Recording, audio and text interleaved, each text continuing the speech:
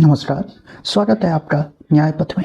पिछले लेक्चर में हमने पढ़ा था जनरल प्रिंसिपल ऑफ अमेंडमेंट।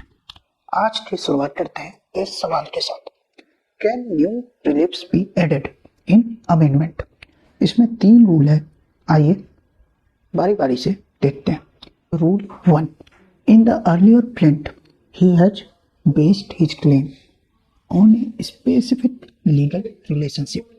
अब आफ्टर अमेंडमेंट वो अपना लीगल रिलेशनशिप बदल नहीं सकता। पहले फर्स्ट रिलीफ में उसने बताया कि वो ओनर है और दूसरे अमेंडमेंट के बाद बता रहा है वो टेनेंट है, तो ये नहीं हो सकता। रूल 2 टाइटल की बात करता है, मतलब पहले रिलीफ में आपने कुछ और टाइटल बताया और अमेंडमेंट के बाद आप कुछ और टाइटल बता रहे हैं। जैसे पहले रिलीफ में वो अपने आप को लीगल हेयर बता रहा है और अमेंडमेंट के बाद वो अपने आप को मैनेजर बता रहा है, तो ये भी नहीं चलेगा।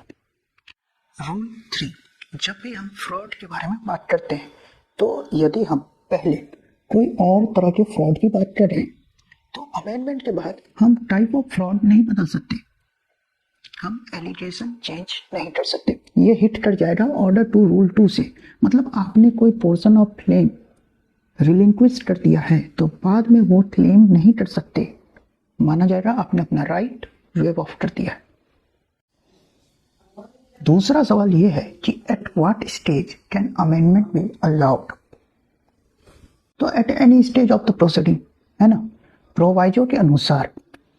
हालांकि प्रोवाइजो के अनुसार एक बार ट्रायल कमेंस होने के बाद अमेंडमेंट अलाउ नहीं की जाएगी, पर यह मैंडेटरी नहीं है। और ये बात बताई गई थी Salem advocate bar association versus union of India 2005 supreme court के केस में कि proviso of order six rule 17 is not mandatory, क्योंकि procedure is always a handmaid of justice. Order six rule 18,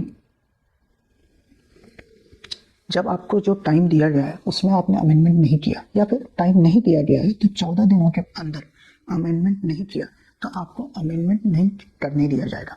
हाँ, अनलेस कोर्ट आपको परमिट कर दे, तो इसी की बात करता है। तो ऑर्डर सिक्स यहीं पर हमारा समाप्त होता है। आज के लिए इतना ही, फिर मिलते हैं। Thank you.